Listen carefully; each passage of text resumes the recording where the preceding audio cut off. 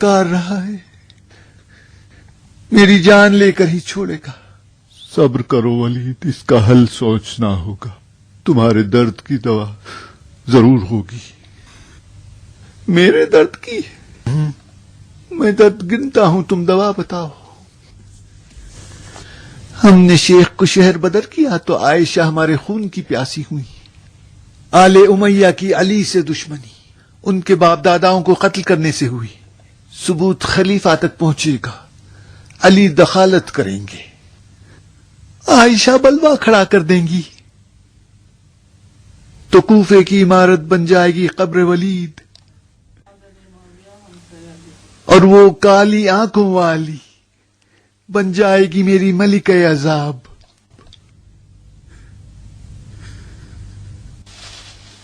اب ولید کے دردوں کی دوا تم کس طرح کرو گے شاعر؟ کوفے کے لوگ ولید کی مہر فرما روائی جو اس کی انگوٹھی میں تھی لے کر مدینے میں خلیفہ وقت کے پاس آ گئے تاکہ انہیں کوفے میں گزرنے والے حالات سے آگاہ کریں، لیکن مروان ابن حکم اور ابو سفیان شکایت کرنے والوں کی بات خلیفہ تک پہنچنے میں مانع قرار پائے، لہذا شکایت لے کر آنے والے لوگ ام المؤمنین عائشہ کی خدمت میں چلے گئے اور ان سے ولید کے فسق و فجور کو بیان کیا۔ انہوں نے خلیفہ سے سخت بحث و مجادلہ کیا اور رسول اکرم کی نالین ہاتھ میں لے کر فریادیں بلند کی۔ کتنا جلد اس صاحب نالین کی سنت کو بھلا دیا گیا کہ جو ابھی پرانی بھی نہیں ہوئی۔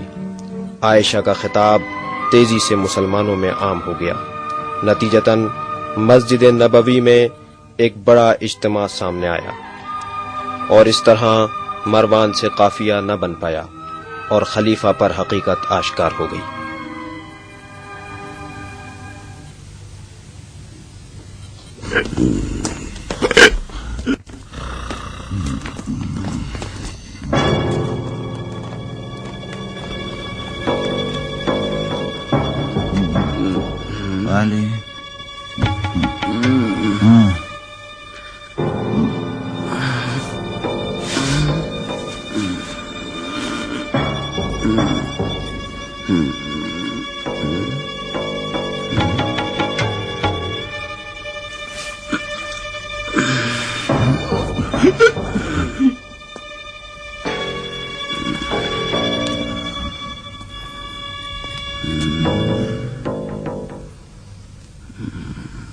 سعید ابن عاص،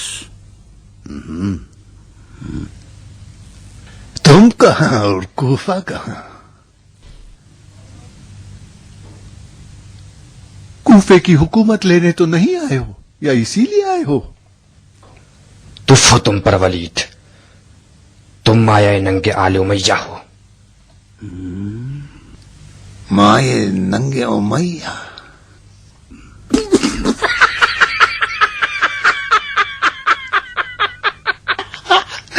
سنا ابو زبید، مایہ ننگے امیہ؟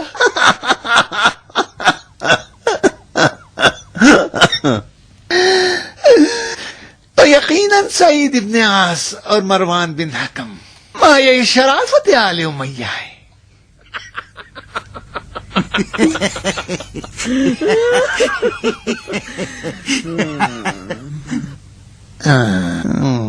آل امیہ میں کوئی شرافت بھی تھی؟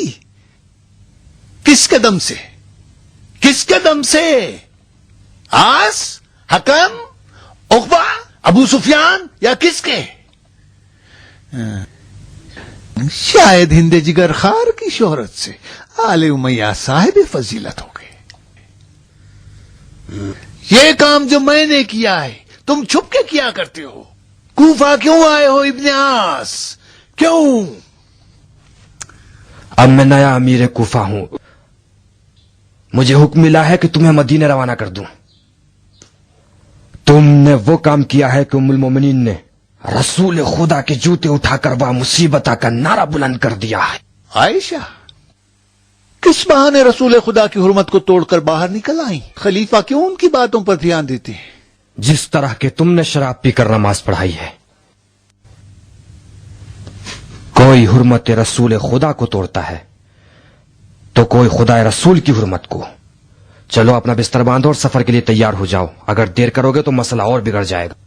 اور سنو تم لوگ، سب سے پہلے ممبر کو طہارت دینا۔ چلو دفع ہو جاؤ، اگر میں نجس ہوں تو تم لوگ عین نجاست ہو۔ ممبر کو کس سے طہارت دو گے؟ آبے کور سے؟ آل امیہ کی نجاست کا کیا کرو گے؟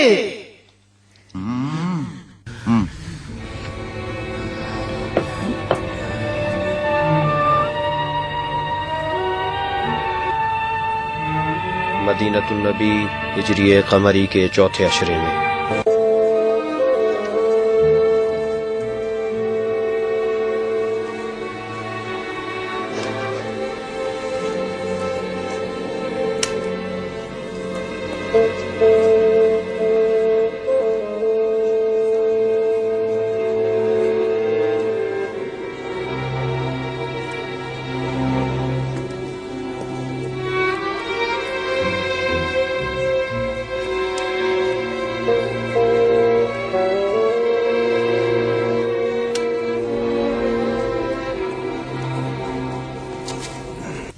کیا کیا عالم؟ کچھ نہیں ہو سکتا ابو سفیان۔ کفارہ دینے پر بھی راضی نہیں؟ نہیں، جتنی آیات و حدیثیں یاد تھی سب پڑھ ڈالی۔ خلیفہ ہیں کہ غصے سے دانت پیس رہے ہیں، بس دیوار کی طرف دیکھتے اور چپ سمن بک۔ 40 کنیزیں خرید کر آزاد کر دوں گا اور 1 سال تک 40 فقیروں کا گھر چلاؤں گا۔ ساری کوششیں بیکار ہیں ابو معاویہ۔ مجھے یقین نہیں آتا کہ تم جیسے عالم ہوتے ہوئے ہماری مشکل حل نہ کر سکو۔ جا کے ایک نئی حدیث سناؤ جو تمہارے سوا کسی نے نہ سنی ہو۔ مجھے نہ بناؤ ابو سفیان، غصے سے خلیفہ کا یہ حال ہے کہ وہ عالم، عاقل، عابد کسی کو دیکھنا نہیں چاہتے۔ دوبارہ مجھے دیکھ لیا تو عصا سے میرا سر توڑ دیں گے۔ 10,000 دینار؟ 1 لاکھ بھی نہیں۔ خلیفہ غصے سے کانپ رہے ہیں۔ تازیانہ علی کے ہاتھوں میں دے دیا ہے، سزا مل کر رہے گی۔ اتنی شراب کیوں چڑھا لی تھی کم وقت؟ اتنا پینا چاہتا تھا کہ سب کو بلا دوں۔ کس کو بلانے کے لیے؟ کتے؟ اپنے آپ کو، باپ داداؤں کو، سارے خاندان کو۔ کاش تم اندھے نہیں ہوتے تو میں تمہیں آئینہ دیتا اور تم دیکھتے کہ ہم سب تمہارے شبیہ ہیں ابو سفیان۔